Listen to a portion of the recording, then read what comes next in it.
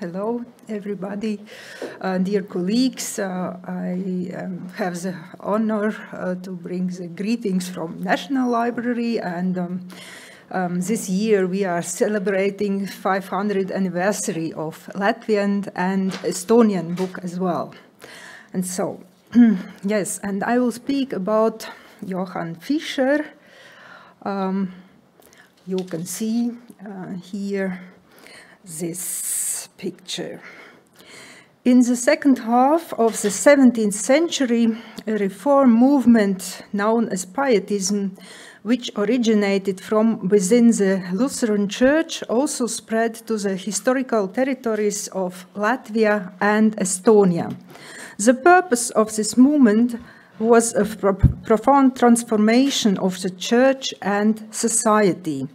Without the tutelage of clergymen, people were given the opportunity to come to faith and self-improvement for themselves.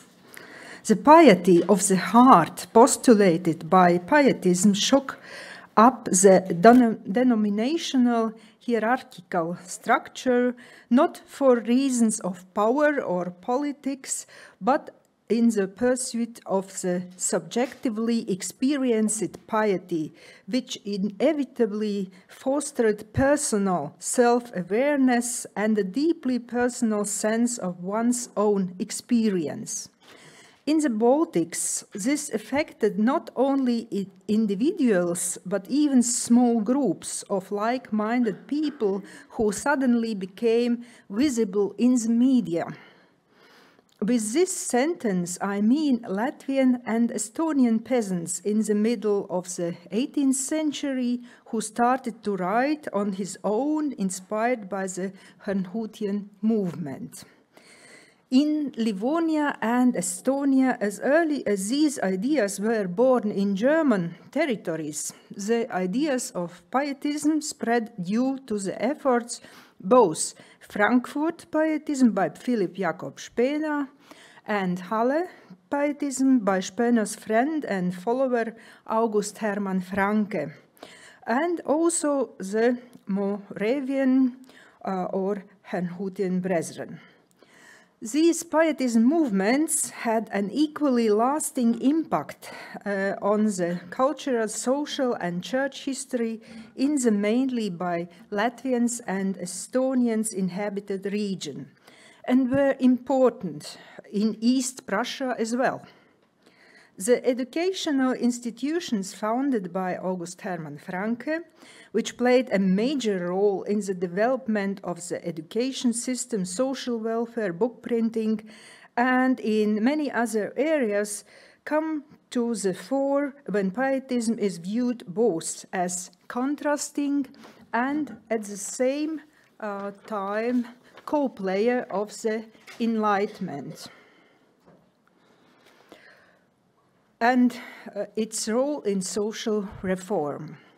In my paper, I will have a look on the beginning of the dissemination of pietistic and Moravian ideas through acting of the head of Livonian Church, Johann Fischer. You see him here in the second half of the 17th century when he was ordered to Riga as I quote, General Superintendent, that's in German language, by Swedish authorities. Fischer took office on the 23rd of July, 1674, and was sworn in as president of the High Consistory in Dorpat, today Tartu, on the 11th of February. A year later, St. James Church in Riga became the resident church of the Livonian Lutheran Church leader. And on the 9th of August of the same year, the Swedish king confirmed the privilege for the founding of a printing house in Riga on the initiative of the general superintendent of Livonia, Johann Fischer. The technical director of this so-called royal printing house under Fischer was Johann Georg Wilcken or Wilke. born in Germany, died in Riga, 1701. At Fischer's instigation in Stockholm and on the advice of the Royal Swedish colonel Johann Kampenhausen, the Schola Carolina, later called the Lyceum, was founded on the 4th of August 1675. In the summer of 1675, Fischer drafted the program for establishing schools throughout Livonia.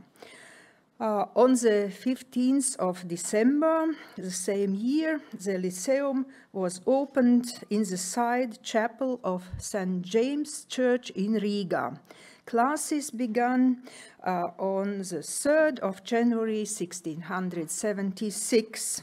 There were 4 classes and later 5.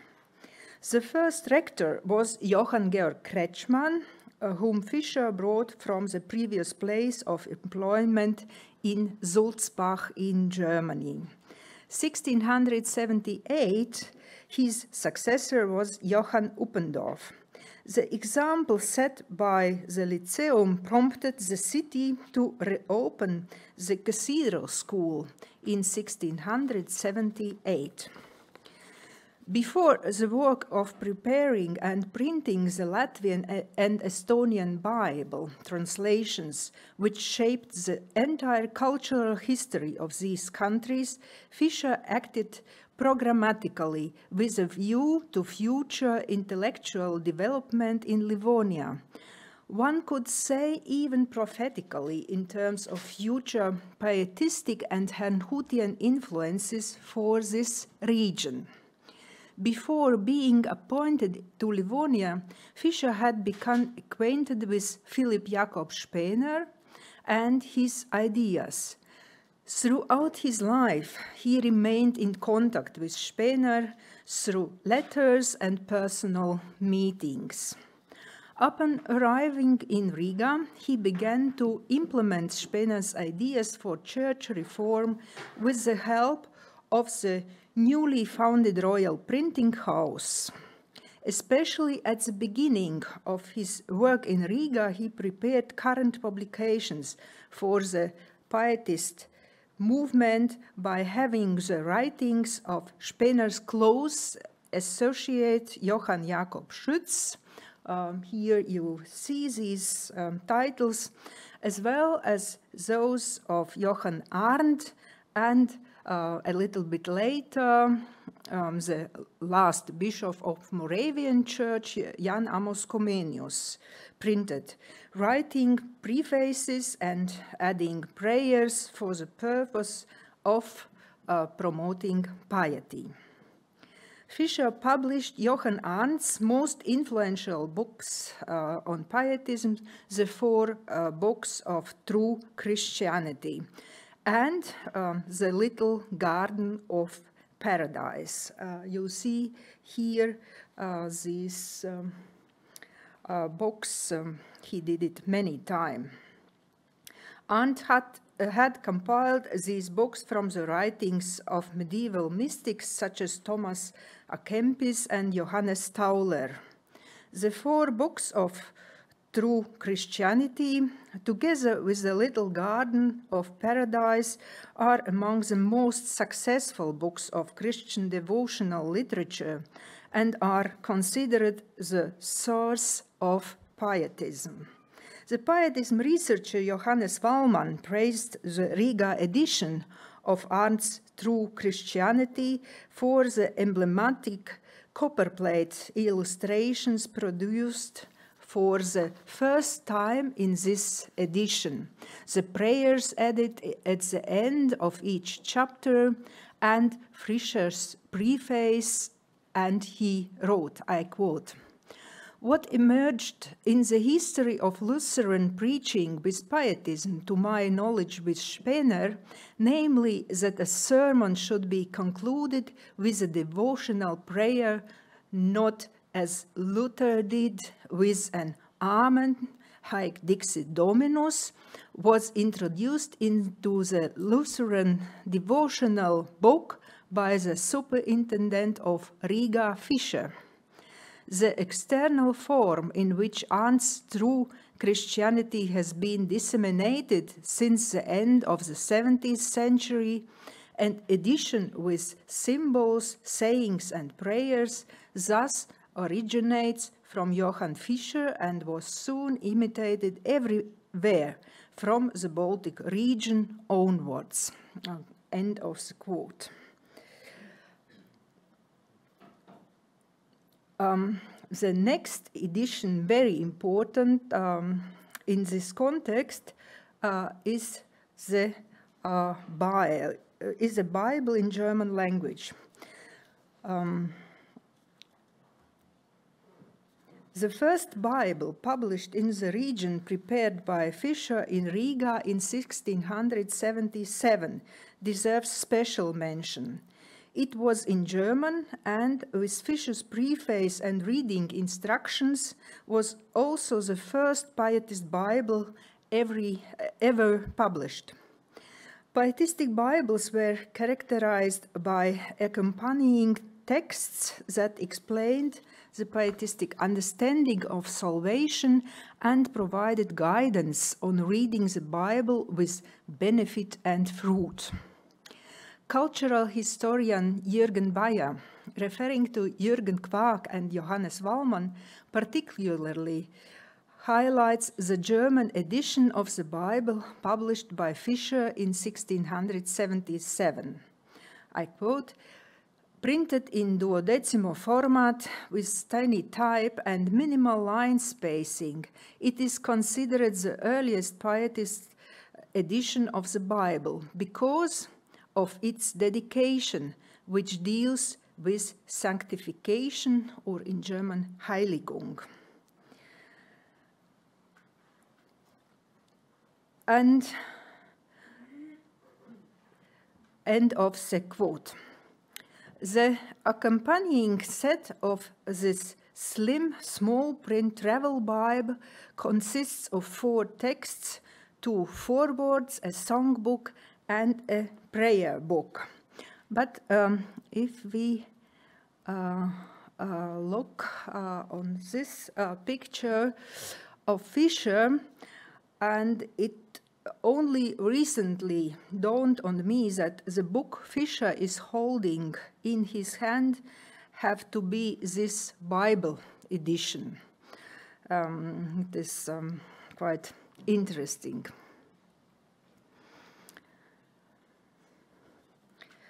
In this Bible was published Johann Arndt's Informatorium Biblicum as well, and Fischer placed it immediately after his own preface.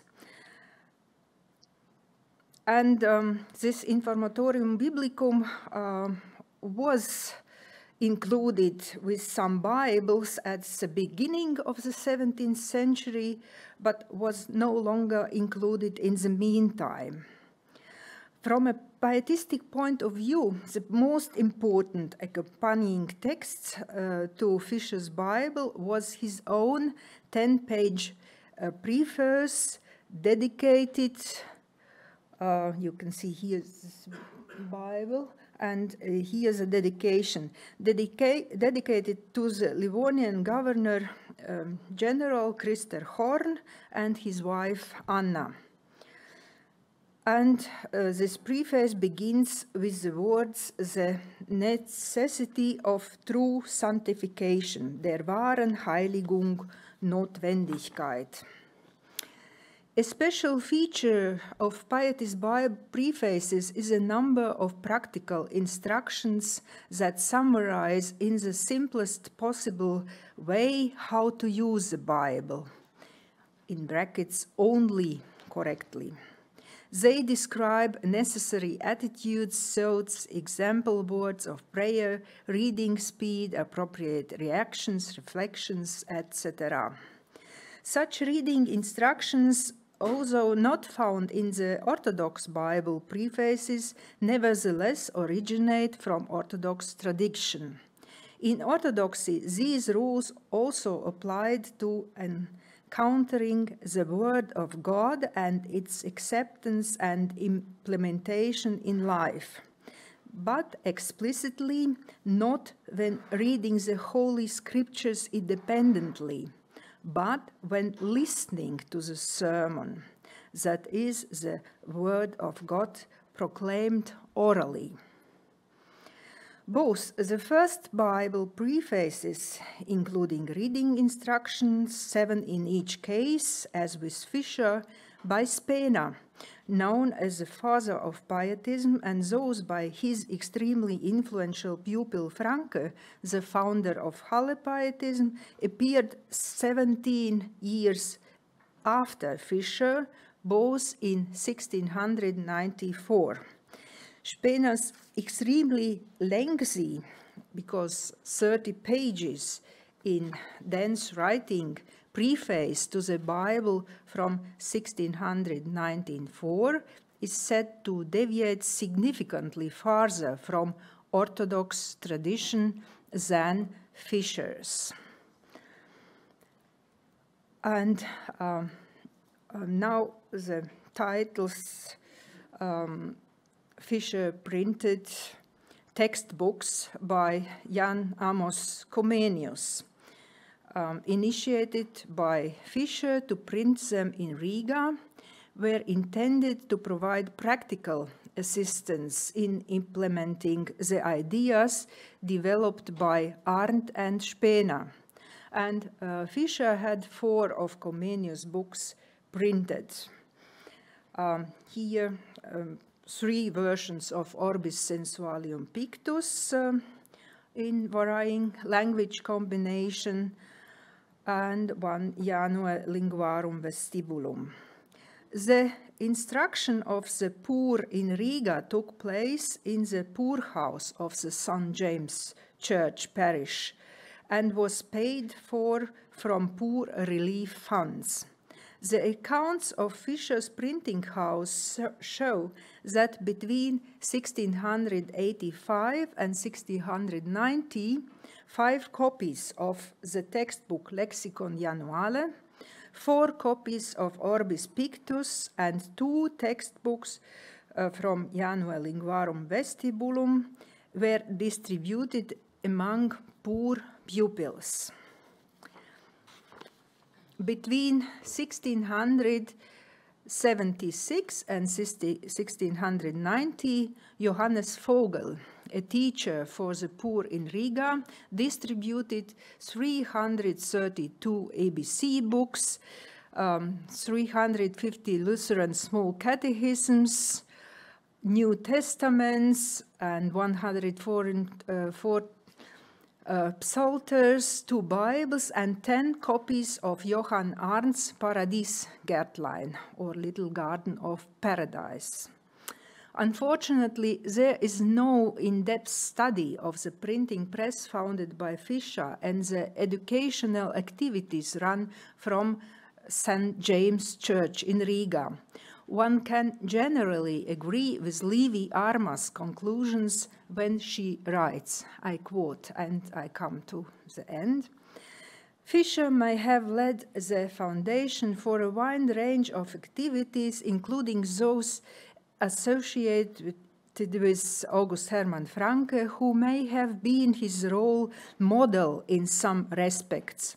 Superintendent General Fischer always supported his numerous co-workers.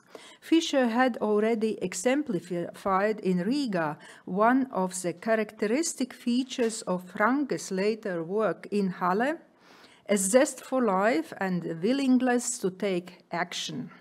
He was not only an important figure in Latvian and Estonian church and cultural history, but his influence extended far beyond Livonia. End of the quote. The successor of the Swedish throne, Karl XII, was hostile towards pietism, and Johannes Fischer left Riga 1690 9, he fled the country, he fled to Halle and became later abbot at the Liebenfrauen monastery near Magdeburg. I thank you for the attention. It's all.